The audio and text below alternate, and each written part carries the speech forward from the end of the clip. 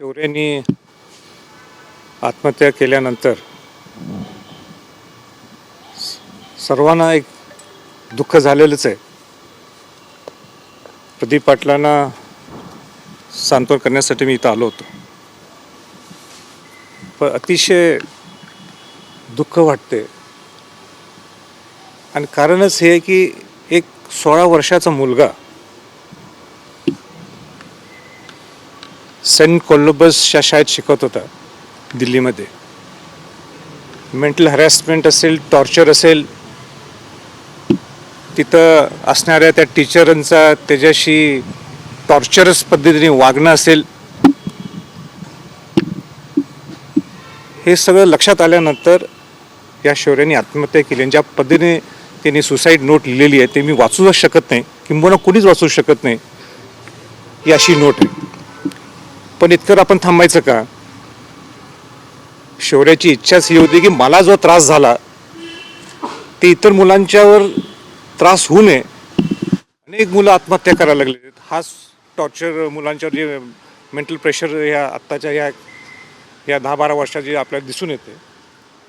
आणि माझ्यावर मला जो त्रास झाला म्हणून मी आत्महत्या करतो, अशा इतर मुलांना होऊ नये, ह्याच्यावर कुठेतरी आता निर्णय घेण्याची वेळ आलेली आहे. माझी विनंती राहणार आहे, शौर्य हा सांगलीचा सुपुत्र आहे, प्रदीप पाटलांचा मुलगा आहे. आणि सगळ्या महाराष्ट्रातल्या खासदारांनी, लोकसभेचे असतील, राज्यसभेचे असतील, हा कुठल्या पक्षाने हा विषय घेण्यापेक्षा सर्व पक्षातल्या खासदारांनी, हा महाराष्ट्रातला सुपुत्र असल्यामुळं या शौर्याच्यावर जो अन्याय झालेला आहे या मुलाच्यावर, तो आवाज उठवण्यासाठी येणाऱ्या अधिवेशनात, हिवाळी अधिवेशनात आवाज उठवायला पाहिजे. महाराष्ट्रातले जे मराठी मंडळ इथं दिल्लीत अनेक वेगळ्या माध्यमातून इथं नोकरी असेल, धंदा असेल, याच्यासाठी आले. आम्ही सगळे एकत्र यायला लागलो आहे. धर्मेंद्र प्रधानांना आम्ही भेट घेणार आहोत. आणि एज्युकेशन पॉलिसी, एज्युकेशन सिस्टममध्ये सुद्धा कशा बदल करता येईल ह्या दृष्टिकोन आम्ही स्वतः प्रयत्न करणार आहोत. पण सर्व खासदारांनी, भाजपचे असू देत, काँग्रेसचे असू देत, राष्ट्रवादीचे असू देत, शिवसेनेचे असू देत, या सगळ्यांनी एकत्र यायला पाहिजे. आणि कैलासवासी शौर्य प्रदीप पाटलांच्यावर, त्या मुलाला न्याय मिळवून द्यावा.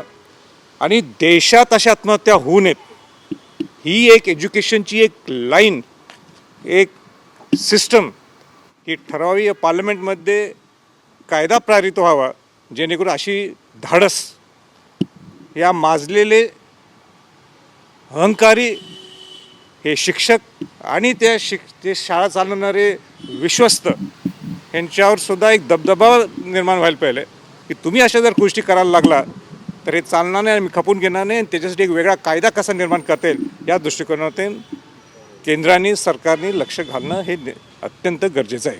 राजे, 8 दिवस होऊन गेले घटना घडून, अद्यापर्यंत शिक्षकांना अटक झालेली नाहीये, फक्त गुन्हा दाखल झालेला आहे. दबाव आहे पोलिसांवरती म्हणून असं होतंय, कारण बाकीच्या गोष्टी दुसऱ्या दिवशी अटक होत असते. नाही, 8 दिवस झाले. नाही, अत्यंत दुःखी आहे. म्हणजे एक कोवळा मुलगा धाडस करून, नाही, धाडस हे शब्द चुकीचं आहे. धाडस म्हणण्यापेक्षा ते धाडशीने त्यांनी पत्र लिहिलं आणि आत्महत्या केली. आता ह्याच्यापेक्षा आणि काय पाहिजे? अजून कसा कारवाई होत नाही हाच मोठा प्रश्न आहे. माझी विनंती आहे महाराष्ट्राच्या, मी जास्तीत जास्त महाराष्ट्रातल्या खासदारांना सांगू इच्छितो, तर आपला अधिकार आहे, आपण आवाज उठवायला पाहिजे. आपण आवाज उठवून या शौर्याला न्याय मिळवून देणं गरजेचं आहे. आणि म्हणून या 2 डिसेंबर काय ते 1 डिसेंबरला 1 डिसेंबरला हिवाळी अधिवेशन सुरू होते. आपण सगळ्यांनी एक संघाने, एक मताने आपण एकत्र येऊया. आपण हा आवाज पार्लमेंटमध्ये उठूया. माझ्याकडनं जे शक्य आहे ते आम्ही सगळे मराठी मंडळाचे सगळे लोक आम्ही एकत्र याचं आमचं चाललेलं आहे. जेणेकरून धर्मेंद्र प्रधानांना भेटू, आम्ही आमची व्यथा प्रदीप पाटलांनी सांगितलेलं आहे आणि त्या मुलाची, शौर्याची व्यथा आपण त्यांच्या पुढं मांडू. पण खरा जो निर्णय होणार आहे तो पार्लमेंटमध्ये होणार आहे. पार्लमेंटने हा विषय पुढे न्यायला पाहिजे. त्याच्यासाठी महाराष्ट्रातल्या सर्व खासदारांनी आपण हा आवाज उठवावा, अशी सर्व महाराष्ट्रातल्या सगळ्या जनतेच्या वतीनं किंवा महाराष्ट्रातल्या सर्व जनतेची हीच इच्छा आहे, तुमच्याकडनं हीच अपेक्षा आहे. राजे एक वेगळा हा याच अनुषंगाने एक प्रश्न महाराष्ट्राच्या मुख्यमंत्र्यांना भेटून किंवा त्यांच्या माध्यमातून काही, कारण दोन्हीकडेही सरकार भारतीय जनता पार्टीचं आहे, सो तुम्ही त्या माध्यमातून काही प्रयत्न करणार आहात? नाही, कारण पोलीस कारवाई करत नाहीत, सरकारच्या माध्यमातून नाही, महाराष्ट्रावर काही दबाव आणण्यात एकदम तुमचा मुद्दा रास्त आहे.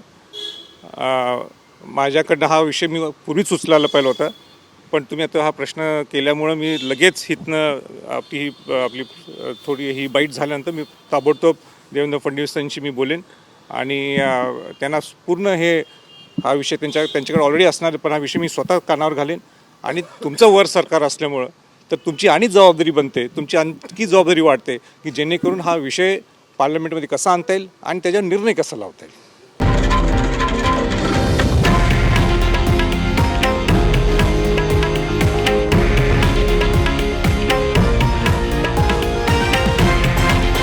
हे आहे देशातील नंबर 1 न्यूज नेटवर्क आणि आपण पाहत आहात TV9 मराठी, एकमेव.